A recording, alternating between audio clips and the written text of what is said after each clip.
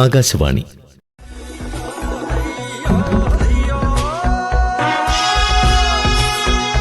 സംസ്ഥാന ശുചിത്വ മിഷൻ മാലിന്യമുക്തം നവകേരളം.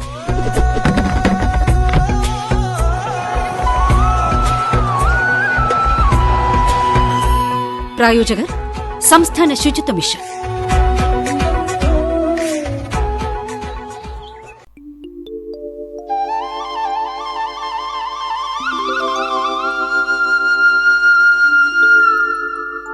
സമൂഹത്തിൻ്റെയും കുടുംബത്തിൻ്റെയും ചാലകശക്തിയായി വർത്തിക്കുന്നത് സ്ത്രീ ശക്തിയാണ്. കുടുംബത്തിൻ്റെ ശുചിത്വം ഉറപ്പാക്കുന്നതും ആരോഗ്യം ശ്രദ്ധിക്കുന്നതും പരമ്പരാഗതമായി സ്ത്രീകൾ അവരുടെ ഉത്തരവാദിത്വമായി ഏറ്റെടുത്ത് നിർവഹിക്കുന്നു. എന്നാൽ ഇതൊക്കെ സ്ത്രീകളുടെ മാത്രം ജോലിയല്ല, ആകാനും പാടില്ല എന്നത് വേറെ കാര്യം.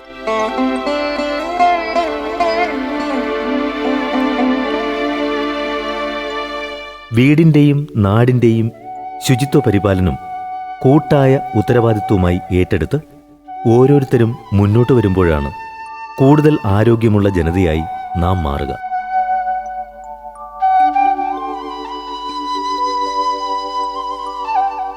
ഇനി നമുക്ക് പതിവ് പോലെ നമ്മുടെ ചെല്ലമ്മയുടെ വീട്ടിലേക്കൊന്ന് പോയി വന്നാലോ?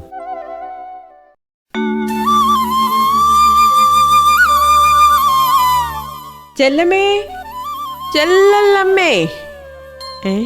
ഇവിടെ ആരുമില്ലേ? വീടിൻ്റെ പുറകുവശത്ത് നിന്ന് നോക്കാം. എന്തൊക്കെ പറഞ്ഞാലും ചെല്ലമ്മ ഒരു മിടുക്കി തന്നെയാ. എന്ത് വൃത്തിയായിട്ടാ അവൾ ഈ വീടിൻ്റെ പരിസരം സൂക്ഷിക്കുന്നേ. ചപ്പ് ചവറില്ല, എന്തിന് കരിയില പോലും ഇല്ല. ഈശ്വര, ഇതെന്ത് കുന്തവാ? പട്ടിക്കും കോഴിക്കും ഒക്കെ കൂട് പണിത് കൊടുത്ത് വളർത്തുന്നവരെ കണ്ടിട്ടുണ്ട്, പക്ഷെ ഇതാദ്യമായിട്ട് കാണുക. കരിയില കൂടാ, അതും നല്ല കമ്പി വല വച്ച്. എവക്ക് വട്ടാ.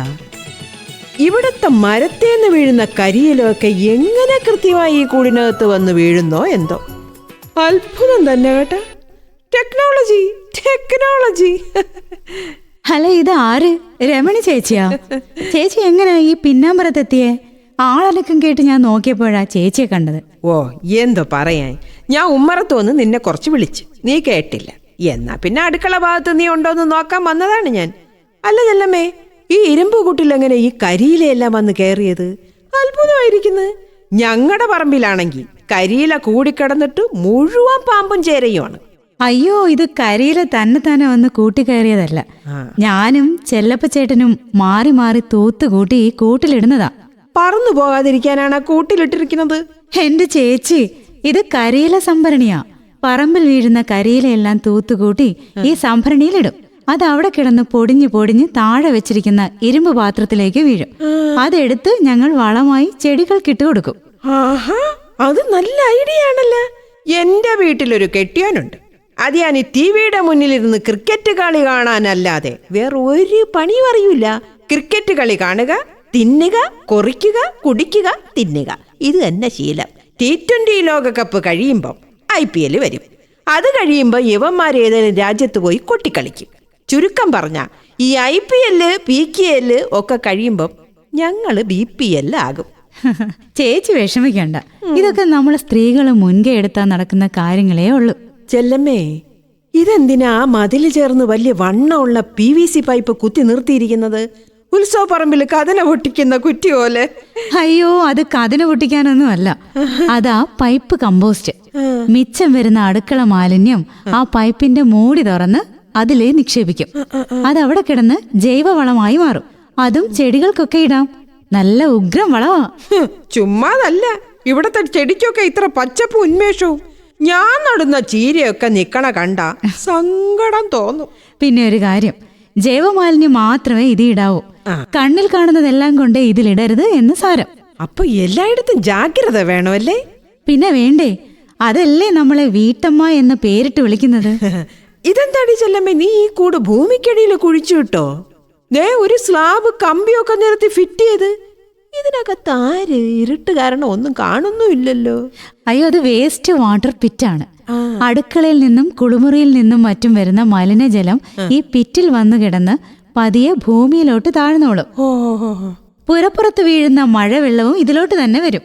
ഇത് സ്ഥാപിച്ച കാരണം ഒറ്റത്തുള്ളി മലിനജലം ഞങ്ങളുടെ കോമ്പൗണ്ടിന് പുറത്തേക്ക് ഒഴുകില്ല. 2 ആഴ്ച മുൻപ് നമ്മുടെ സുന്ദരൻ ചേട്ടൻ വന്ന് ഞങ്ങളെ കുറേ വരട്ടി. ഇവിടുന്നുള്ള മലിനജലം റോഡിലോട്ട് ഒഴുകുന്നെന്നും പറഞ്ഞു. അതിന് പരിഹാരമായിട്ട് ചെല്ലപ്പൻ ചേട്ടൻ പണിച്ചതാ ഈ പിറ്റ്. 4 കോൺക്രീറ്റ് റിങ് ഇറക്കിയ കുഴി ഉണ്ടാക്കിയിരിക്കുന്നത്. അടിപൊളി. ചുമ്മാതല്ല നിങ്ങളെ മാതൃകാ ദമ്പതിമാരെന്ന് നാട്ടുകാര് വിളിക്കണത്. എന്ത് വൃത്തിയാ വീടും പരിസരവും. ഭാര്യയും ഭർത്താവും തമ്മിൽ ഒരു പ്രശ്നവും ഇല്ല, ബഹളവും ഇല്ല. എന്റെ ചേച്ചി അടി കൂടണമെന്നൊക്കെ ആഗ്രഹമില്ലഞ്ഞല്ല. ഇതിന്റെയൊക്കെ പിറകെ നടന്ന് വീടും പരിസരവും വൃത്തിയാക്കിയൊക്കെ വരുമ്പം പിന്നെ എവിടാ മനുഷ്യന് നേരം? നീ ആള് കൊള്ളാമല്ലോ എന്റെ ചെല്ലമ്മേ.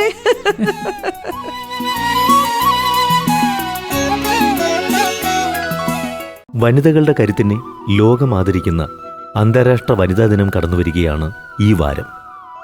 അത് വെറും ആഘോഷം മാത്രമായി അങ്ങ് കടന്നുപോയാൽ മതിയോ? ഇപ്പോൾ കേട്ടില്ലേ, വീടകങ്ങളിൽ വൃത്തി ഉറപ്പാക്കാൻ കുടുംബനാഥ നടത്തുന്ന ശ്രമങ്ങൾക്ക് പൂർണ്ണത വരുന്നത് വീട്ടിലെ മറ്റെല്ലാ അംഗങ്ങളും അതോടൊത്തുചേരുമ്പോഴാണ്. അത് നമുക്കും മാതൃകയാക്കാം.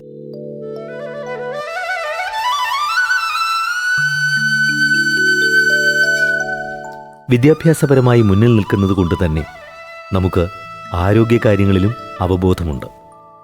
വ്യക്തി ശുചിത്വം ഉറപ്പാക്കുമ്പോൾ തന്നെ അതിന് അനുബന്ധമായി വരുന്ന ചില മാലിന്യ പ്രശ്നങ്ങൾ വെല്ലുവിളിയാകുന്നുണ്ട്. സാനിറ്ററി നാപ്കിനുകളും കുട്ടികൾക്കും മുതിർന്നവർക്കുമുള്ള ഡയപ്പറുകളും നിർമ്മാർജ്ജനം ചെയ്യുന്നത് നമുക്ക് മുന്നിൽ ഒരു വെല്ലുവിളിയാണ്. എന്താണ് ഇവ ഉയർത്തുന്ന പൊതുജനാരോഗ്യ പ്രശ്നങ്ങൾ, പാരിസ്ഥിതിക വെല്ലുവിളികൾ? Thiruvananthapuram SUT academy of medical സയൻസസിൽ പ്രൊഫസറായ ഡോക്ടർ മഞ്ജു കോശിയോട് ചോദിക്കാം.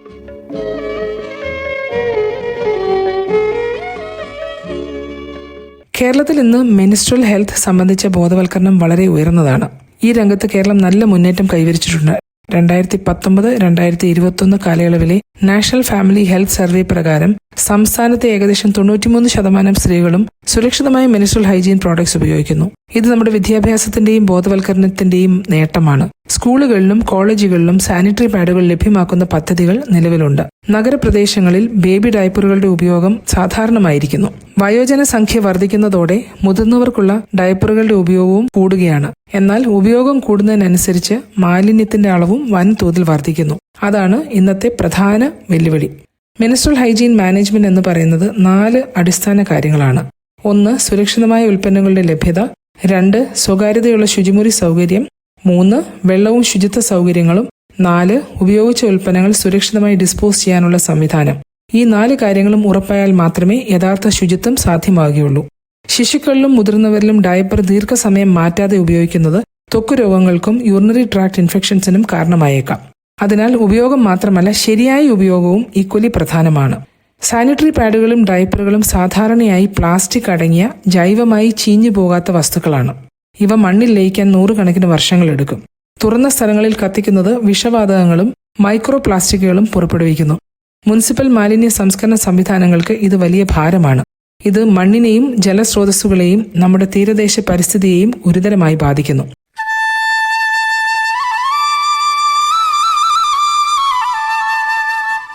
ഇത് വീടുകളിൽ മാത്രം ഒതുങ്ങുന്ന ഒരു വിഷയമല്ല, സ്ത്രീകളുടെ മാത്രം ചുമതലയുമല്ല. സ്ഥാപനങ്ങളിലും പൊതുവിടങ്ങളിലും ഇത്തരം മാലിന്യങ്ങൾ കൈകാര്യം ചെയ്യാൻ സംവിധാനം ഉണ്ടാക്കേണ്ടതല്ലേ? ഇക്കാര്യത്തിൽ നേരിടുന്ന വെല്ലുവിളികളും ബദൽ മാർഗങ്ങളും എന്താണ്? പല സ്കൂളുകളിലും കോളേജുകളിലും ഓഫീസുകളിലും സാനിറ്ററി വേസ്റ്റിനായി പ്രത്യേക ശേഖരണ സംവിധാനമില്ല. സാനിറ്ററി ബിന്നുകളോ ഇൻസിനറേറ്ററുകളോ പലയിടങ്ങളിലും പര്യാപ്തമല്ല. സ്ത്രീകൾക്ക് മാന്യത ഉറപ്പാക്കുന്ന ശുചിത്വ സൗകര്യങ്ങൾ എല്ലാ ജോലി സ്ഥലങ്ങളിലും ലഭ്യമല്ല. വികലാംഗർക്കും മുതിർന്നവർക്കും അനുയോജ്യമായ സൗകര്യങ്ങളുടെ അഭാവവും ശ്രദ്ധിക്കേണ്ട വിഷയമാണ്. എന്താണ് ഇതിനുള്ള പരിഹാരവും മുന്നോട്ടുള്ള മുന്നേറ്റ മാർഗങ്ങളും? പരിസ്ഥിതി സൗഹൃദ ഉൽപ്പന്നങ്ങൾ കൂടുതലായി നമുക്ക് പ്രോത്സാഹിപ്പിക്കാം.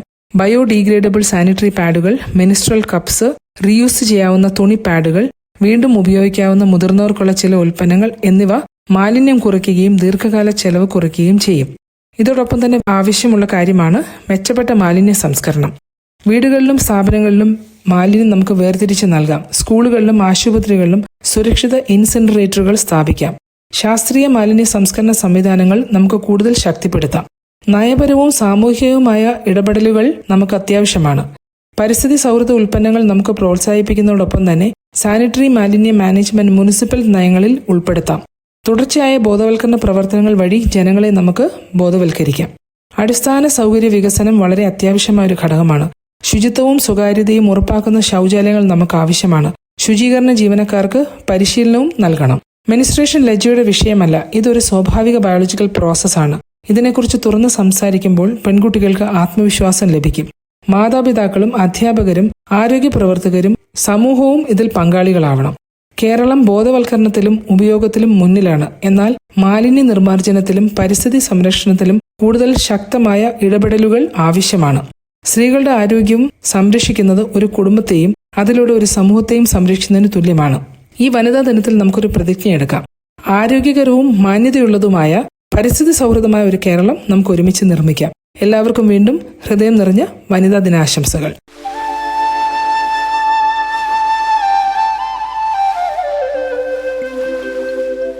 സാനിറ്ററി മാലിന്യം കൈകാര്യം ചെയ്യുന്നതിനുള്ള പല പദ്ധതികളും ഇന്ന് കേരളത്തിൽ നടപ്പാവുന്നുണ്ട്. അത് എന്തൊക്കെയാണ് എന്നല്ലേ നമുക്ക് ക്ലീൻ കേരള കമ്പനിയുടെ പ്രോജക്റ്റ് എക്സിക്യൂട്ടീവ് ഫൗസിയോട് ചോദിക്കാം. ഉറവിട മാലിന്യ സംസ്കരണത്തിലൂടെയും ഹരിതകർമ്മസേനയുടെ നേതൃത്വത്തിലും സമഗ്രമായ മാലിന്യ സംസ്കരണ കാഴ്ചപ്പാടോടെ ഇന്ത്യക്കും ലോകത്തിനും മാതൃകയായി മാറിയിരിക്കുകയാണ് നമ്മുടെ കേരളം. ഇപ്പോഴും നമ്മുടെ മുന്നിൽ വലിയൊരു വെല്ലുവിളിയായി നിൽക്കുന്നത് സാനിറ്ററി മാലിന്യങ്ങളുടെ ശാസ്ത്രീയമായ സംസ്കരണമാണ്. സാനിറ്ററി പാഡുകൾ, കുട്ടികളുടെയും മുതിർന്നവരുടെയും ഡയപ്പറുകൾ എന്നിവയുൾപ്പെടെ ഏകദേശം 100 ടൺ സാനിറ്ററി മാലിന്യമാണ് ഓരോ ദിവസവും സംസ്ഥാനത്തുണ്ടാകുന്നത്. ജൈവമായി അഴുകാത്തതും അശാസ്ത്രീയമായി കൈകാര്യം ചെയ്താൽ ഗുരുതരമായ രോഗാണുവ്യാപനത്തിന് കാരണമാകുന്നതുമായ ഇവ സംസ്കരിക്കാൻ പര്യാപ്തമായ സംവിധാനങ്ങൾ ഇല്ലാത്തതിനാൽ മിക്കപ്പോഴും ജലാശയങ്ങളിൽ വലിച്ചെറിയുകയോ തുറസായ സ്ഥലങ്ങളിൽ കത്തിക്കുകയോ ചെയ്യുന്നതാണ് നിലവിലെ സ്ഥിതി. ഇത് നമ്മുടെ പരിസ്ഥിതിക്കും ആരോഗ്യത്തിനും വലിയ ഭീഷണിയാണ് സൃഷ്ടിക്കുന്നത്. മാലിന്യ സംസ്കരണ രംഗത്തെ നിർണായകമായ ഈ വെല്ലുവിളിക്ക് കൂടി ശാശ്വത പരിഹാരം കാണുകയാണ് കേരള സർക്കാർ. തദ്ദേശ സ്വയംഭരണ വകുപ്പിന്റെയും ക്ലീൻ കേരള കമ്പനിയുടെയും നേതൃത്വത്തിൽ കൊല്ലം, എറണാകുളം, പാലക്കാട്, കണ്ണൂർ എന്നീ ജില്ലകളിലായി 4 റീജിയണൽ സാനിറ്ററി ഇൻസിനറേഷൻ പ്ലാന്റുകൾ സ്ഥാപിക്കുന്നു. ആകെ 80 ടൺ സംസ്കരണ ശേഷിയുള്ള ഈ 4 ഫെസിലിറ്റികൾ യാഥാർത്ഥ്യമാകുന്നതോടെ സംസ്ഥാനത്തിന്റെ ആകെ പ്രതിദിന ശേഷി 120 ടണ്ണിലേക്ക് ഉയരും. പ്രതിദിന സാനിറ്ററി മാലിന്യോൽപാദനത്തേക്കാൾ ഉയർന്ന സംസ്കരണ ശേഷി കൈവരിക്കുന്നത് വഴി ഈ മേഖലയിലെ സ്വയം പര്യാപ്തതയിലേക്കുള്ള സംസ്ഥാനത്തിന്റെ നീക്കങ്ങൾക്ക് കരുത്തുറ്റ അടിത്തറയാകും ഈ പദ്ധതി.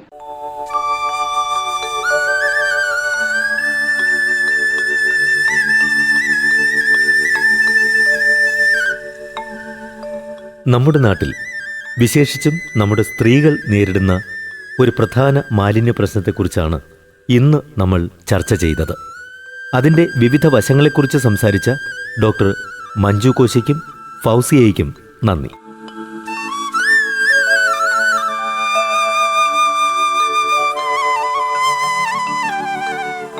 വാക്കുകൾക്കപ്പുറം പ്രവൃത്തിയിലേക്ക് നമുക്കൊരുമിക്കാം. വീടിനകത്തും പുറത്തും വൃത്തിയും ശുചിത്വവും ഉറപ്പാക്കാൻ അധ്വാനിക്കുന്ന പെൺകരങ്ങൾക്കൊപ്പം ഏവർക്കും ആ ചുമതലകൾ പങ്കിടാം. നാടിനെ ശുചിയാക്കാൻ പണിയെടുക്കുന്ന ഹരിതകർമ്മ സേനയിലെ സ്ത്രീ തൊഴിലാളികളെയും നമുക്ക് ആദരിക്കാം. ഈ വനിതാവാരം നമുക്ക് അങ്ങനെയും ആചരിക്കാം. അപ്പോൾ മാലിന്യമുക്തമായ ഒരു നവകേരളത്തിനായി വീണ്ടും നമുക്ക് ഒന്നുചേരാം. അടുത്തയാഴ്ച ഇതേ ദിവസം ഇതേ സമയം.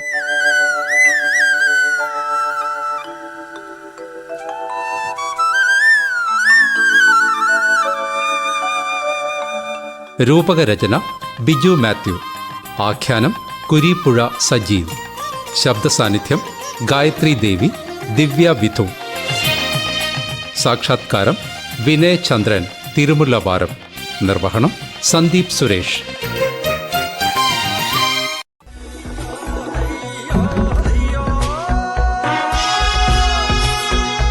സംസ്ഥാന ശുചിത്വ മിഷൻ മാലിന്യമുക്തം നവകേരളം.